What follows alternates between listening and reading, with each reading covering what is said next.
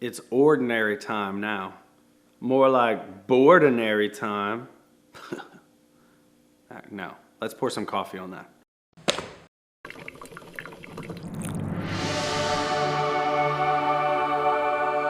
Hey guys, this is Father Brad Doyle, and you're watching Coffee Talk, where we drink coffee and talk about Jesus.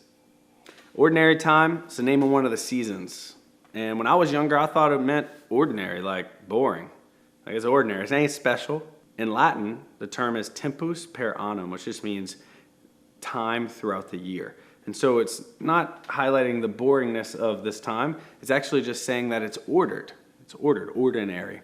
And we wear green. And so you might see a priest's vestments now. It changed from Easter, which was white, into green. And all of this change got me thinking about the seasons, the liturgical seasons, and why we have seasons at all, and their connection to our astronomical seasons and weather changes and all that. All of this goes together. There's a beautiful connection. I just did a CCD camp, 2-week-long summer camp, intensive, and I asked the kids, and I was going to talk to them about church season. I said, hey, name some of the seasons. I meant church seasons. And funny enough, they just started listing seasons. They're like, well, you got hunting season. These are like little kids. You got football season, crawfish season. And I thought at first, I was like, oh, no, that's wrong. They don't mean, I meant like church season. But it hit me when they were talking that is right. There are seasons. Regardless of your religiosity or your religion or whatever, and other faiths have seasons as well, but just written into the human experience here on planet Earth, we're cyclical people. We need the ebb and flow of seasons. We need to celebrate at times, and we need to mourn at times. We need to prepare for the celebration, and we need to cry when someone dies, and whenever someone's anniversary of death comes back up, and we need to celebrate people's birthdays. This is a very human thing. We absolutely may be going forward in time, but we're not going forward in a line. We're going forward in a spiral, further up, further in, right? It's more like a spiral. Moving forward in time, but always coming back around every year. Some people are scandalized by the church, the Christian calendar, that is connected to astronomical realities. They think it's a paganization of the Christian faith, and so that we celebrate Christmas on a certain day that might have been the same time around that another pagan god was celebrated. And they think that waters down the faith or that it connects it to paganism. I don't think that's the case.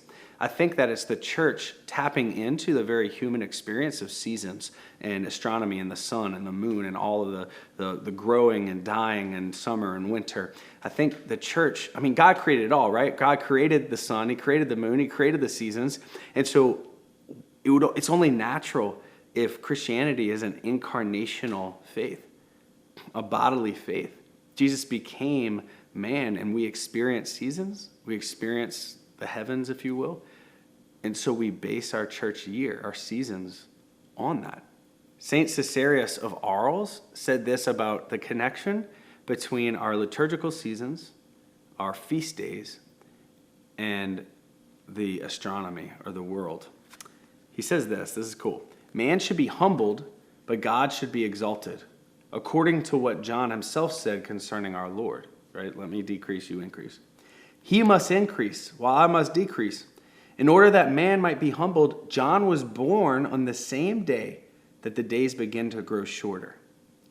In order that God might be exalted, Christ was born on the very day when the days begin to grow longer. It is a great mystery, dearly beloved, and for this reason we celebrate the birthday of John like that of Christ, because birth itself is full of mystery. So this is actually him talking about the feast, the Nativity of St. John. In the Northern Hemisphere, which most of Christianity was in the Northern Hemisphere at this time, John's Nativity is right around the time of the summer solstice, in which the sun is at the highest peak, the longest days of the year. And then from that point on, after when we celebrate John's birth, the sun decreases, like John decreases, so that when we get to Jesus' birth, which is on December 25th, right around the time of the winter solstice, Christ increases. And so when the sun's at this very least, right, least amount of time in the sky, Then from that, the days start getting longer. So John decreases and Christ increases. That's really cool. That's a saint seeing in our church calendar, at least interpreting or using it poetically in conjunction with our seasons, how we experience the world and how they go together. Christ didn't come so that we may reject the world. He came to fulfill the world. He came to baptize the world in our experience. It's something we don't think about very often, but how boring, how mundane would our life be if it wasn't for the Catholic seasons? At least where we're from, right? How boring. What do we love celebrating? Christmas. That's a church season. St. Patrick's Day. You wouldn't be able to drink Guinness in the morning on a random day in March if it wasn't for St. Patrick's Day. Easter. There would be no Easter bunny. There'd be no candy on some day after the spring equinox and the first full moon and yada yada.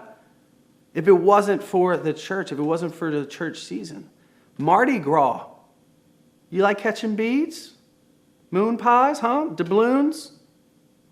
Where would we be without the church season? Even just the week itself. That we even have a weekend. Sunday fun day. Have I even talked? I think I've talked about this. But Sunday fun day, weekend itself, rest, a day of rest, that is a Christian, Judeo-Christian reality. If we didn't have the ebb and flow of the church's seasons, we would be some overworked, boring, utilitarian society that didn't know how to feast because it didn't know how to fast. And we're just working every day until we get to the end of our lives. One straight line. There'd be no circle. There'd be no celebration. But with the church season, we have Christianized culturally our year. And that's a good thing because it means we get to fast with the church. It also means we get to feast with the church, that our year in and out is more than just our mundane reality, that we're celebrating something bigger than us, beyond us, further in the distance in the past, and definitely further in the future into heaven. That's fun.